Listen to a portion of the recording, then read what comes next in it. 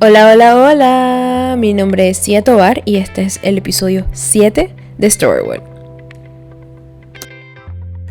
Bienvenidos de nuevo a otra semana más de Storywood y esta semana vamos a hablar sobre la muerte de Marilyn Monroe, que se las debía debido al episodio anterior en donde hablamos de la vida de Marilyn Monroe, pero como se darán cuenta en este episodio de hoy, la muerte fue incluso más famosa que la vida de Marilyn Monroe.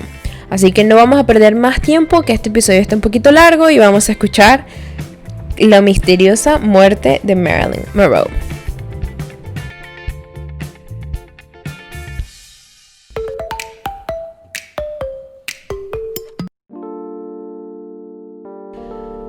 En el episodio de la semana pasada hablamos sobre la vida de Marilyn Monroe, su carrera, sus amores, sus fracasos y sus miedos.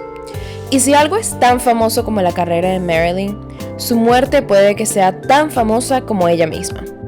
Y bueno, sin nada más que acotar, vamos a comenzar a hablar sobre la misteriosa muerte de Marilyn Monroe.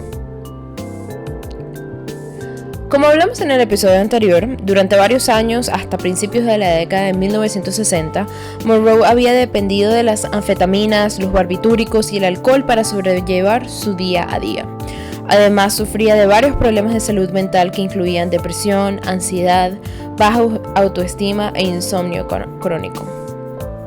A lo largo de su carrera se ganó la reputación de ser difícil de trabajar y con frecuencia retrasaba las producciones al llegar tarde al set de filmación, además de tener problemas para recordar sus líneas. Para 1960 este comportamiento estaba afectando negativamente su carrera. Por ejemplo, aunque fue la elección preferida del autor Truman Capote para interpretar a Holly Goodlight en la adaptación cinematográfica de Breakfast at Tiffany's, Paramount Pictures se negó a contratarla por temor que complicara la producción de la película. Y bueno, ese rol por supuesto que fue para la legendaria Audrey Hepburn. Las dos películas que Monroe completó en la década de 1960, Let's Make Love de 1960 y The Misfits de 1961, fueron trabajos, digamos que con cierto fracaso comercial y crítico. No fue lo mejor que ella pudo haber hecho en su carrera. Durante el rodaje de esta última, The Misfits, tuvo que pasar una semana desintoxicándose en un hospital. Y su tercer matrimonio con el autor Arthur Miller también terminó en divorcio en enero de 1961. En lugar de trabajar, Monroe pasó gran parte de ese año, 1961, preocupada por problemas de salud y no trabajó en ningún proyecto cinematográfico nuevo. Se sometió a una cirugía para su endometriosis y una colecistectomía y pasó 4 semanas en un hospital, incluida una breve estadía en un pabellón mental por depresión. Más tarde, en 1961, se mudó de regreso a Los Ángeles después de 6 años en Manhattan. Compró una casa estilo hacienda española en la 12305 Fifth Helena Drive en Brentwood, California. A principios de 1962 recibió un premio Globo de Oro, la película favorita del mundo, y comenzó a rodar una nueva película para 20th Century Fox, Something's Gotta Give, una nueva versión de la película My Favorite Wife, estrenada originalmente en 1940. Días antes de que se comenzara el rodaje, Monroe contrajo sinusitis, y el doctor de Marilyn recomendó a Fox que pospusiera la producción, pero el consejo no fue escuchado y la filmación empezó según lo programado a finales del mes de abril. Monroe estaba demasiado enferma para trabajar durante la mayor parte de esas siguientes 6 semanas, pero a pesar de las confirmaciones de varios médicos, el estudio trató de presionarla, alegando públicamente que ella estaba fingiendo su enfermedad. El 19 de mayo de 1962 se tomó un descanso de la filmación para cantar el famosísimo Feliz Cumpleaños Mr. President en el escenario del Madison Square Garden al presidente de ese momento, John F. Kennedy. Y bueno, Monroe y Kennedy eran amigos mutuos, y aunque realmente no está 100% comprobado, se decía que tenían encuentros sexuales casuales bastante seguido, aunque realmente, repito, no se confirmó. Después de que Monroe regresó a Los Ángeles desde la ciudad de Nueva York, reanudó la filmación y celebró su cumpleaños número 36 en el set de filmación el 1 de junio de 1962. Marilyn estuvo nuevamente ausente por varios días, lo que le llevó a 20th Century Fox a despedirla definitivamente el 7 de junio, y demandarla por incumplimiento de contrato exigiendo $750,000 en daños. Fue reemplazada por la actriz Lee Remick, pero después de que su coprotagonista de la película, Dean Martin, se negara a hacer la película con nadie más que Monroe, Fox también lo demandó y cerró la producción de la película. El estudio culpó públicamente la adicción a las drogas de Monroe y la supuesta falta de profesionalismo por la desaparición de la película. Incluso alegó que estaba mentalmente perturbada. Para contrarrestar esta mala publicidad, Monroe concedió entrevistas a varias publicaciones de alto perfil como Life, Cosmopolitan y Vogue en sus últimas semanas de vida. Después de renegociar con éxito su contrato con Fox, la filmación con Monroe estaba programada a reanudarse en septiembre de la misma película Something's Gotta Give. Además, Marilyn logró negociar con 20th Century Fox una protagonización con la película What a Way to Go y también otra película sobre la vida de la actriz Jean Harlow. Y a partir de aquí quisiera hablar quizás bien detalladamente sobre el timeline de esas últimas horas de Marilyn Monroe. Sabemos que Monroe pasó el último día de su vida, el sábado 4 de agosto, en su casa de Brentwood, en Los Ángeles. Por la mañana se reunió con el fotógrafo Lawrence Schiller para discutir la posibilidad de que Playboy publicara las fotos de ella desnudas, tomada en el set de Something's Gotta Give. También recibió un masaje de su masajista personal, habló con amigos por teléfono y firmó varias entregas de deliveries. En la mañana de ese día estuvieron en la casa de Marilyn Monroe, el ama de llaves Eunice Murray y su publicista Patricia Newcomb, que se había quedado a pasar la noche anterior. Según Newcomb, tuvieron una discusión porque Monroe no había dormido muy bien la noche anterior. A las 4:30 de la tarde, el sábado 4 de agosto, el psiquiatra de Monroe, Ralph Greenson, llegó a la casa para llevar a cabo una sesión de terapia y le pidió a Newcomb, la publicista, que por favor se fuese. Antes de que Greenson se fuera alrededor de las 7 p.m., le pidió a la ama de llaves que se quedara a pasar la noche y le hiciera compañía a Monroe. Entre aproximadamente las 7 y las 7:15 de la noche, Monroe recibió una llamada de Joe DiMaggio Jr., con quien se había mantenido unida desde que se divorció de su padre, Joe DiMaggio, el segundo esposo de Marilyn Monroe. Este le dijo que había terminado con una novia que a Marilyn no le agradaba, y en ese momento, durante esa llamada, él dice que no detectó nada alarmante en el comportamiento de Marilyn. Alrededor de las 7:40 a 7:45 de la noche telefonó a Greenson, el psiquiatra, para contarle sobre la noticia de la ruptura entre DiMaggio y su novia. Monroe se retiró a su habitación aproximadamente a las 8 de la noche. Recibió una llamada del actor Peter Lawford, quien estaba tratando de persuadirla para que asistiera a una fiesta esa noche. Lawford se alarmó porque Monroe sonaba como si estuviese bajo los efectos de las drogas. Durante esa llamada, Marilyn le pidió que por favor se despidiese de Pat, su esposa, que se despidiese del presidente John F. Kennedy, y que además un dato importante aquí es que Pat, la esposa de Peter Lawford en ese momento, su esposa de ese momento, Patricia Kennedy, era la hermana de John F. Kennedy, y que por favor se despidiese de él mismo porque él era un buen tipo, y esto lo dijo antes de quedarse dormida. Incapaz de comunicarse con Monroe, Lawford llamó al agente Milton Evans, quien trató de comunicarse también sin éxito con Greenson, el psiquiatra, y luego llamó al abogado de Monroe, Milton Rudden. Rudden llamó a la casa de Monroe y su ama de llaves le aseguró que todo estaba bien. Aproximadamente a las 3:30 de la mañana del domingo de 5 de agosto, Monroe se despertó porque estaba sintiendo que algo no estaba bien. Vio luz debajo de la puerta del dormitorio de Monroe, pero no pudo obtener alguna respuesta cuando tocó, y trató de abrirla, pero la puerta estaba cerrada. Monroe telefonó a Greenson, el psiquiatra, por cuyo consejo miró por la ventana y vio que Monroe estaba acostada boca abajo en su cama, cubierta por una sábana y agarrando el auricular del teléfono.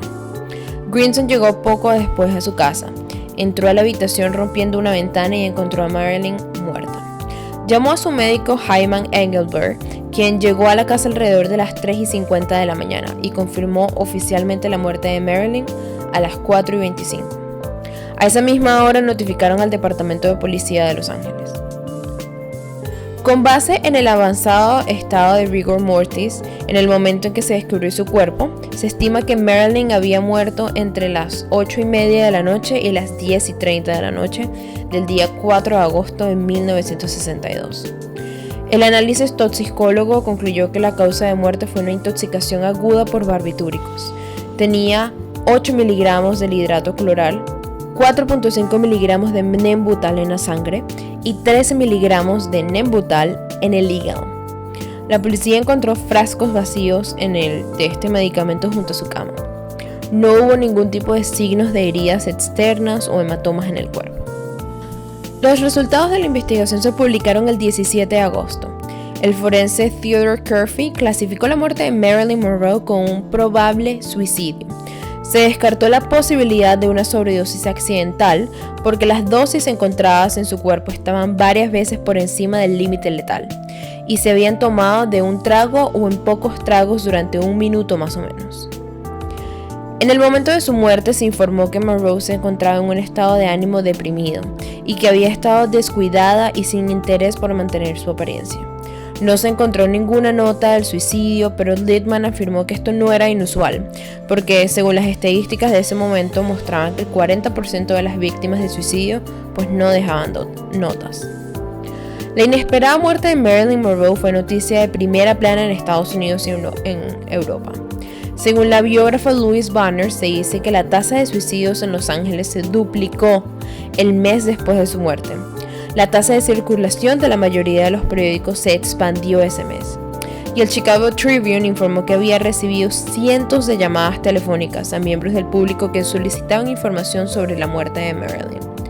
La artista francesa Jeanne Cocteau comentó que su muerte debería servir como una terrible lección para todos aquellos cuya principal ocupación consiste en espiar y atormentar a las estrellas de cine. Incluso el actor Laurence Olivier comentó que Marilyn fue una víctima total de la farsa y de la prensa sensacionalista. El funeral de Monroe se llevó a cabo el 8 de agosto en el cementerio Westwood Village Memorial Park, donde sus padres adoptivos Anna Lower y Grace McKee Goddard también fueron enterrados. El servicio fue organizado por su ex esposo Joey DiMaggio y su gerente comercial Inez Melson, quienes decidieron invitar solo a los familiares y amigos más cercanos de Marilyn. La policía estuvo presente para mantener alejada a la prensa y controlar a los varios cientos de espectadores que abarrotaron todas las calles alrededor del cementerio. El funeral, presidido por un ministro local, se llevó a cabo en la capilla del cementerio. Monroe fue enterrada vistiendo un vestido verde de Emilio Pucci y sostenía en sus manos un ramo de pequeñas rosas rosadas. Su maquillador y amigo de toda la vida, Whitney Snyder, la maquilló por última vez. El elogio fue realizado por Lee Strasberg y se tocó una selección de la Sexta Sinfonía de Tchaikovsky, así como una canción muy famosa llamada Over the Rainbow de Judy Garland. Monroe fue enterrada en la cripta número 24 en el Corredor de los Recuerdos. DiMaggio dispuso que las rosas rojas se colocaran en un jarrón adjunto a la cripta 3 veces por semana durante los próximos 20 años. En su testamento, Monroe dejó varios miles de dólares a su media hermana Bernice Baker y a su secretaria May Reese. También incluyó una parte para la educación de la hija de su amigo Norman Roston y estableció un fondo de $100,000 para cubrir los costos de cuidado de la madre y viuda de su profesor de actuación, Michael Chekhov. Del patrimonio restante se le concedió el 25% a su ex psiquiatra Marianne Chris, para el fomento del trabajo de las instituciones o grupos psiquiátricos que ella eligiera, y el resto del 75%, incluidos sus efectos personales, regalías cinematográficas y bienes raíces, a Lee Strasberg, a quien instruyó para distribuir entre sus afectos, entre sus amigos, colegas y aquellas personas a quien Marilyn era muy devota. Pero debido a complicaciones legales, ninguna de estas personas tuvo beneficios sino hasta 1971. Y bueno, si han escuchado hasta este momento, ahora lo que vamos a hablar es de lo más interesante sobre la muerte de Marilyn Monroe, que es interesante pero devastadora. Vamos a hablar de las 5 teorías conspirativas principales que enrollan todo lo que es esa leyenda de Marilyn Monroe. Vamos a hablar de las teorías más viejas a la más reciente. Vamos a hablar de 5 teorías y vamos a comenzar por la primera teoría de los años o de la década de 1960. Y durante estos años no hubo teorías de conspiración generalizadas sobre la muerte de Marilyn Monroe. Las primeras acusaciones de que había sido asesinada se originaron en un panfleto autoeditado por el activista anticomunista Frank Capel, llamado La extraña muerte de Marilyn Monroe en 1964, en el que afirmaba que su muerte era parte de una conspiración comunista. Allí dijo que Monroe y el fiscal general de los Estados Unidos, Robert F. Kennedy, tuvieron una aventura que ella se tomó demasiado en serio y amenazaba con causar un escándalo gigante. Kennedy, por tanto, ordenó su asesinato para proteger su carrera, así como la de su hermano. Además de acusar a Kennedy de ser un simpatizante comunista, Campbell también afirmó que muchas otras personas cercanas a Monroe, como sus médicos y su ex marido Arthur Miller, eran comunistas. La credibilidad de Campbell ha sido seriamente cuestionada porque su única fuente fue el columnista Walter Winchell, quien a su vez había recibido parte de su información del mismo Campbell. Por lo tanto, Campbell se estaba citando al mismo. Su amigo, el sargento Jack Clemens del Los Angeles Police Department, lo ayudó a desarrollar este panfleto. Clemens se convirtió en una fuente central para las teorías de conspiración sobre Marilyn Monroe.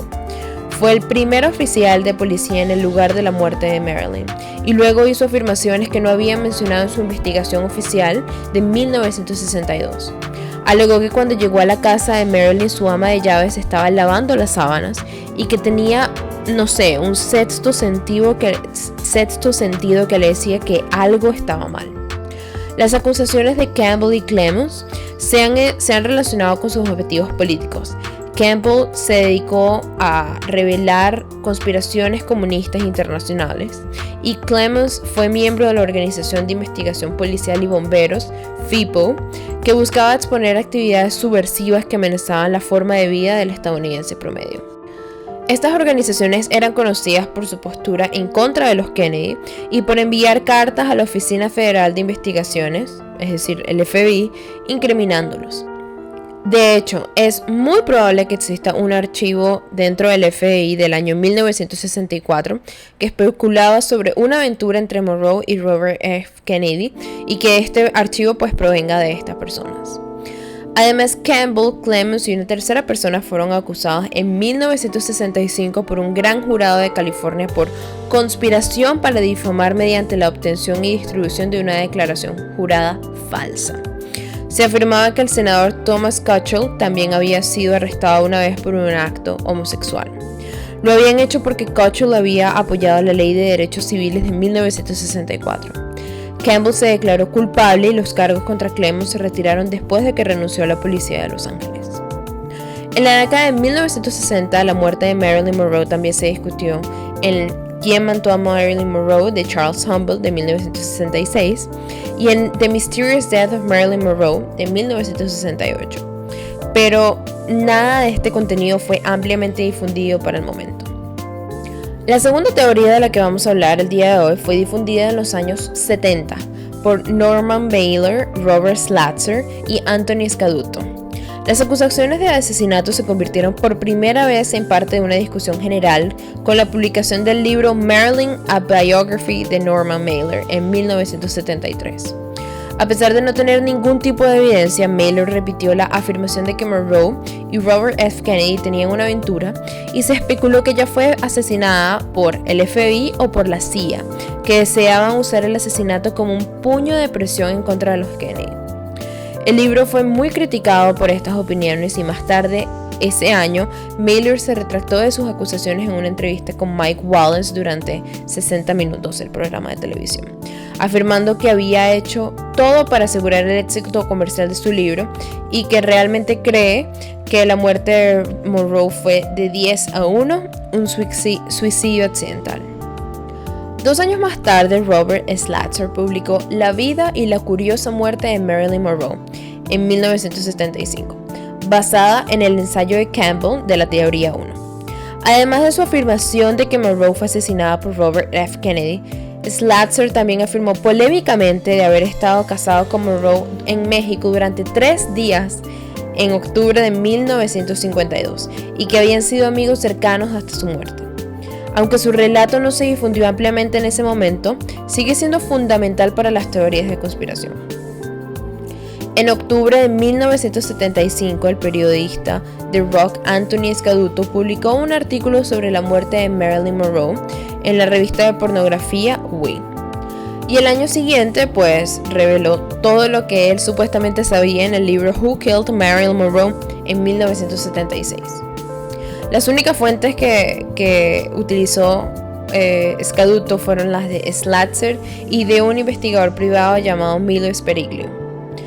Además de repetir las afirmaciones de Slatzer, Scaduto alegó que Monroe había llevado un diario rojo en el que había escrito información política confidencial que había escuchado con los Kennedy, y que su casa había sido intervenida por el experto de vigilancia Bernard Spindell por orden del líder sindical Jimmy Hoffa, que esperaba obtener pruebas incriminatorias que pudieran utilizar en contra de los Kennedy. La tercera teoría conspirativa habla más sobre los lazos de Marilyn Monroe con la mafia. Y es que en 1982 el detective privado de Slatzer, Milo Speriglio, publicó Marilyn Monroe, Murder Cover-Up, que afirmaba que Monroe había sido asesinada por Jimmy Hoffa y el jefe de la mafia, Sam Giancana.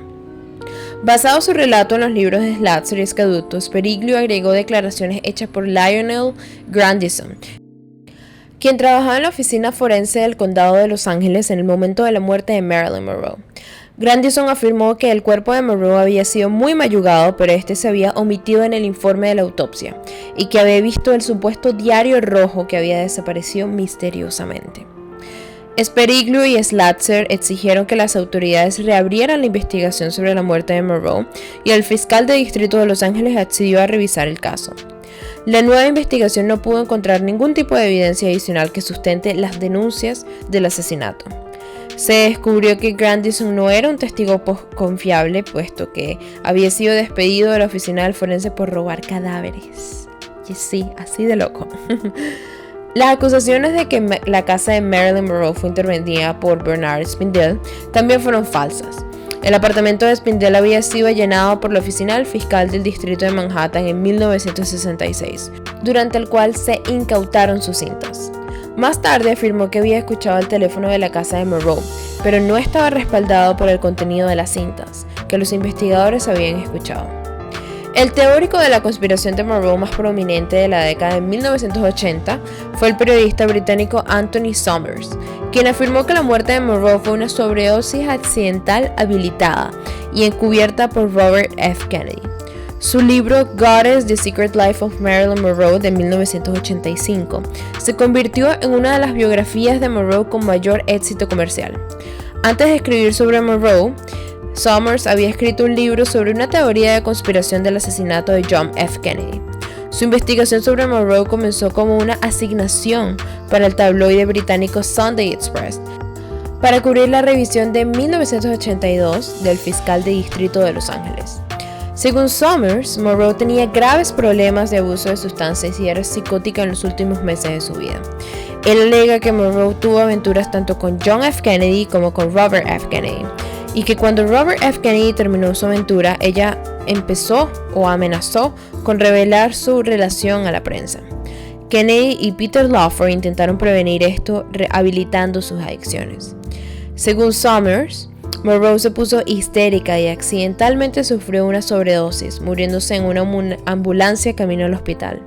Kennedy quería irse de Los Ángeles antes de que la muerte de Monroe se hiciera pública para evitar ser asociado con ella, por lo que el cuerpo fue devuelto a Helena Drive, a su casa, y Lawford, los Kennedy y J. Edgar Hoover, en ese momento era el jefe del FBI, interpretaron la sobredosis como un suicidio.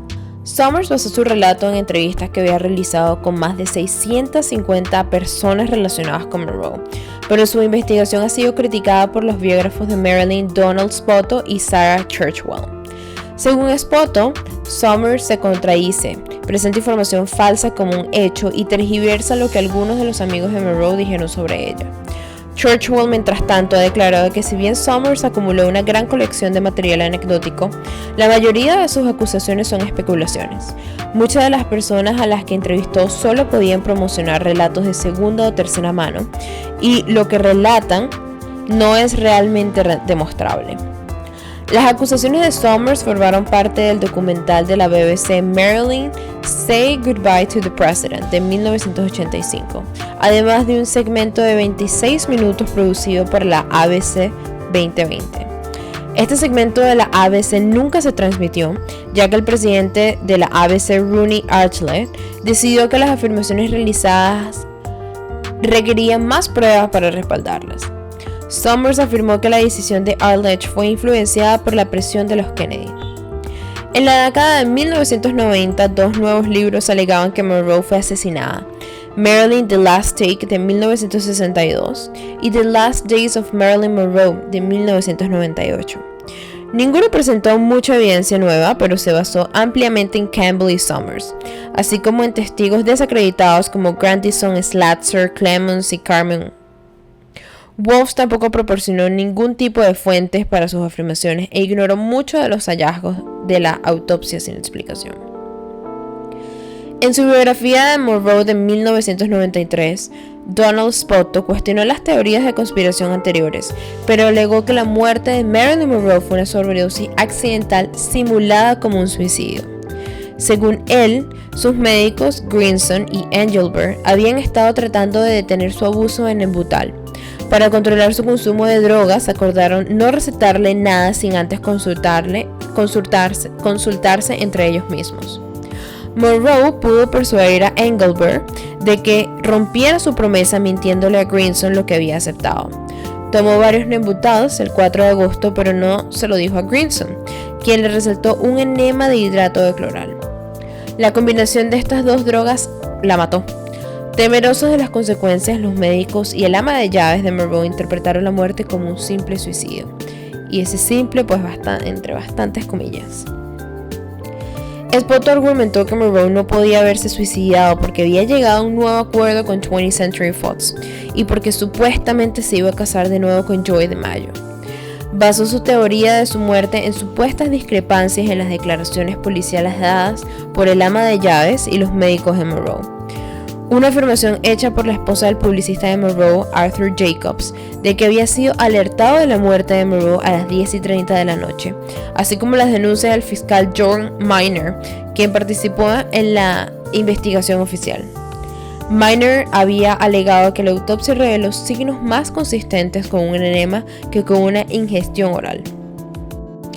Las alegaciones de John Miner de que la muerte de Monroe no fue un suicidio recibieron más publicidad durante la década de los 2000, cuando publicó las transcripciones que afirmó haber hecho de las cintas de audio que Monroe grabó antes de su muerte.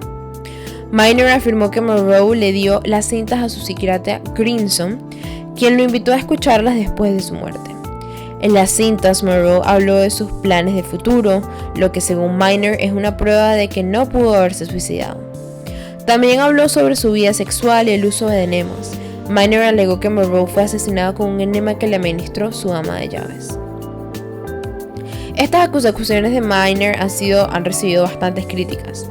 Durante la revisión oficial del caso, el fiscal de distrito en 1982 informó a los investigadores sobre estas cintas, pero no mencionó que tenía transcripciones de las mismas. Miner afirmó que esto se debía a que Greenson le había jurado guardar silencio. Las cintas nunca se han encontrado y Miner sigue siendo la única persona que afirma que existieron. Greenson ya estaba muerto antes de que Miner se hiciera público con ellas. La biógrafa Louise Banner conocía a Miner personalmente porque trabajaban ambos en la Universidad del Sur de California. Además cuestionó la autenticidad de las transcripciones. Miner había perdido una vez su licencia para ejercer abogacía durante varios años. Le mintió a Banner acerca de haber trabajado para el Instituto de Kinsey y se declaró en quiebra poco antes de vender las supuestas transcripciones. Primero había intentado vender las transcripciones a Vanity Fair, pero cuando la revista le pidió que se las mostrara a Anthony Summers para validarlas, se hizo evidente que no las tenía. Por lo tanto, las transcripciones que Miner finalmente vendió al autor británico Matthew Smith fueron escritas varias décadas después de que supuestamente escuchó las cintas. La afirmación de Miner de que el ama de llaves de Monroe era de hecho su enfermera y le administraba enemas de forma regular tampoco estaba respaldada por pruebas. Además, Banner escribió que Minor tenía una obsesión personal por los enemas y que practicaba el sadomasoquismo. Ella concluyó que su teoría sobre la muerte de Monroe presentaba todos sus intereses sexuales y no estaba basada en evidencia para nada. Matthew Smith publicó las transcripciones como parte de su libro Victim: The Secret Tapes of Marilyn Monroe de 2003. Afirmó que Monroe fue asesinada por la CIA debido a su asociación con Robert F. Kennedy, ya que la agencia quería vengarse por el manejo de los Kennedys de la invasión de Bahía de Cochinos, en Cuba. Y bueno, esas son las 5 teorías de conspiración más famosas o más populares desde la muerte de Marilyn Monroe. Creo que la conclusión que todos podemos sacar es que se habla muchísimo de la mafia, se habla muchísimo de su abuso de drogas, pero se habla muchísimo más de su relación con los hermanos Kennedy.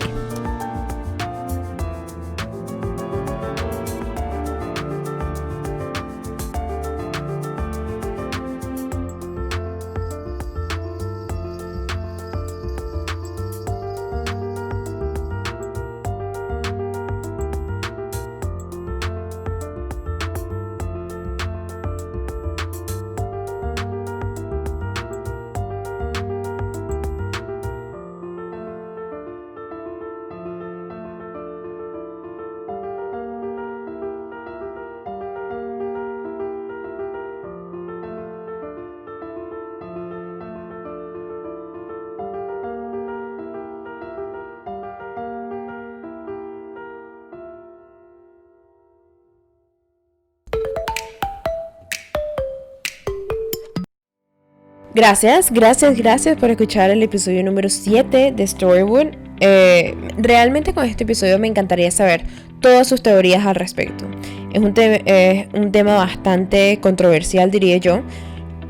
Si alguno lee un poquito sobre Marilyn Monroe, puede sacar una opinión o una conclusión bastante rápida.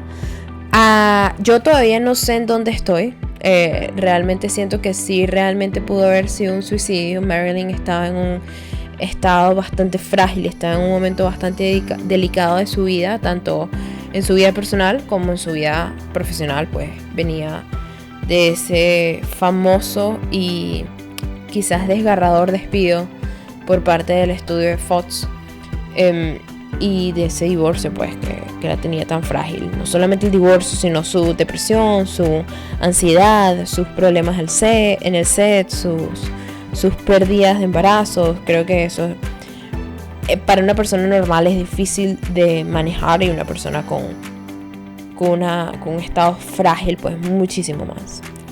Entonces, ¿qué piensan ustedes? Yo pienso que realmente, aunque ella está en un estado bastante frágil, pues creo que allí hay algo con los hermanos Kennedy. Se nombra muchísimo en todas las teorías de conspiración. Aquí, como que en Hollywood todo el mundo tiene como alguna opinión en cuanto a eso. Y bueno, se sabe que ellos pues santos no fueron. Pero ¿qué dicen ustedes? ¿Qué cuentan? ¿Qué les parece? Si los Kennedy mataron a Marilyn, si el FBI mató a Marilyn, la CIA, la mafia, fue un suicidio, fue sin querer. Cuéntenme a ver qué les parece. Y la semana que viene pues nos escucharemos de nuevo en otro episodio de Storywood, en donde trataremos de revelar o de encontrar la verdad en la historia de ese día.